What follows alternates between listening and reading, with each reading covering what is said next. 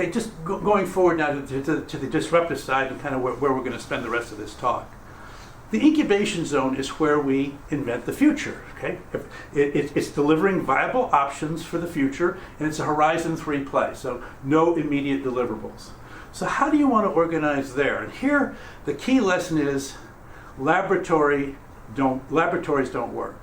We've tried laboratories for many decades in my generation, and the problem is they create great technology, but when you try to transfer the technology into the performance zone, it's not mature enough, there's not enough business value, there's not enough proven customer base for the performance zone to absorb it. And so what we've now learned to do is when you're creating initiatives in the incubation zone, create them as independent operating units. Treat them as like they're almost as if they're like startups that are being funded by a venture firm. Each one has a general manager, it has its own sales, its own marketing, its own engineering. You're trying to build a micro business in the incubation zone. You want to interact with the market and get customer feedback and compete with the other startups and the other companies in the market going forward. To fund that, you don't want to fund that in the annual planning process. The annual planning process is designed to fund large, ongoing flywheel businesses. It's not designed for this venture-style funding. So what you want to do is create a venture-like board. Now you're not going to give stock options. You're not trying to create venture returns. You're just trying to steal a page from the venture capital management playbook. But in that playbook, what you're going to do is you're going to ask every independent operating unit to pitch the board to get funded. And that's what it's going to feel like. Shark Tank. It's going to feel like a place where you're pitching to get things happening, and that competitiveness and that entrepreneurial flavor is critical to making the incubation zone work right. If you don't have that, the danger is you become an R&D lab, you become more like an academic world, you frankly become what we sometimes call corporate entertainment, great demos, no real traction ever. And then finally, because you live inside an enterprise, you need and that enterprise has compliance responsibilities as well as systems and programs. You need to interface with the existing finance, human resources, administration and whatnot. But because you're a startup-like entity, you're really not designed to interface with those things. So what we've learned is that there needs to be a liaison layer of typically a person from each of those functions who kind of buffers the interaction between the independent operating units in the incubation zone and the rest of the ongoing productivity zone processes, so that you don't bury the incubation in process, but you also don't create lawsuits that put the whole enterprise at risk. So in this model, the key ideas are each independent operating unit run by a dedicated general manager. All functions report into the GM. There's no shared resources with the performance matrix. This is a mistake that large companies make all the time, because there's always 2 or 3 companies in the performance matrix who are excited about the new thing, and of course the GM wants to get that exposure, and so they tend to start to rely on the performance zone for sales and marketing and services, and they get it. They get 2 or 3 of these things, but then it dries up. And when it dries up, the performance zone's got to off to say, well, we got to go make our number this quarter, and the incubation zone is deserted. It's just a bad structure. So it's very important that we give the incubation zone, it's got to look and feel like an actual startup, so they can actually do business and prosecute business on its own.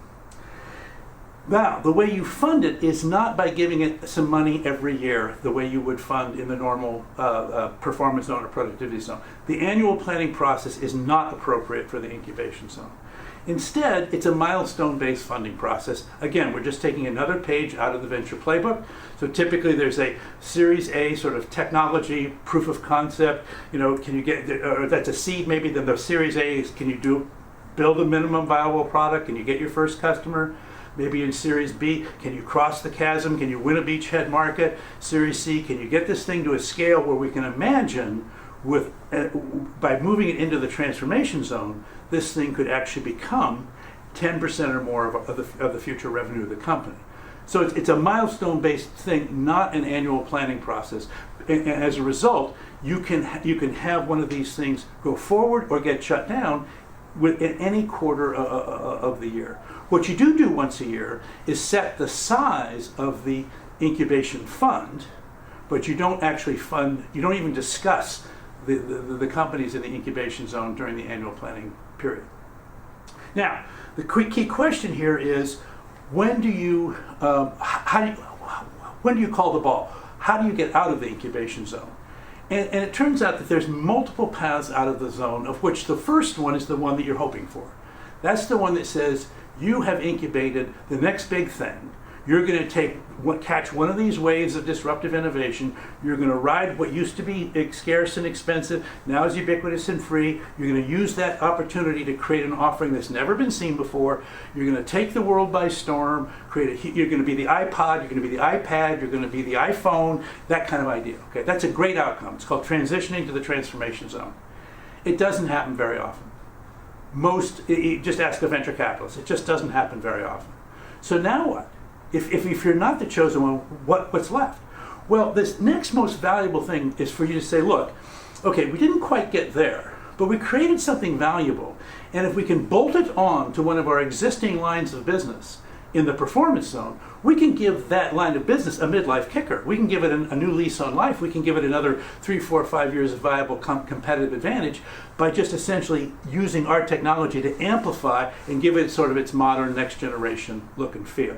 So it's not a home run, but it's certainly a single or a double. It's great for your batting average. A third positive outcome, not quite as good as the first two, but still at the end of the day, very much worth doing, is you say, well, we're not really going to commercialize this technology. It's whatever reason, it's just not us. But it's good technology, and we can use it internally to make ourselves more productive. We can make our data centers more effective. We can make our programming more effective, whatever it is. And so you can actually send it into the productivity zone and take advantage of it there. So those are the three ways you can win. Now, if you say, well, gosh, none of the three. A fourth one is, this is actually pretty cool stuff, but it's just either the wrong time for us or the wrong fit for us. We should spin it out. We should spin it out and let it compete for venture capital in the outside world. Maybe we'll keep a stake in that and see where that goes. So that's a fourth outcome, and that's particularly good for the incubation team if they are very passionate about it, and there's no place for the new business inside your company. Then the last two ones are, well, okay, it wasn't our finest hour. Let's sell or for salvage whatever we have to sell, or maybe we just shut it down. But the point about this exercise is, with the incubation board in charge, you want to have very disciplined exits, very disciplined funding milestones, so that you don't have this sort of aging portfolio of mediocre innovation that tends to clog up the incubation zone in many established enterprises.